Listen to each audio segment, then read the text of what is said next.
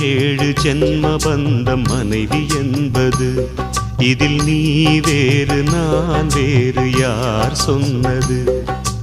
கல்யாணமே ஒரு தெய்வீகமே, சம்சாரமே அதன் சந்தோஷமே, ஒரு வானும் நிலவும் பிரிந்து வாழுமா?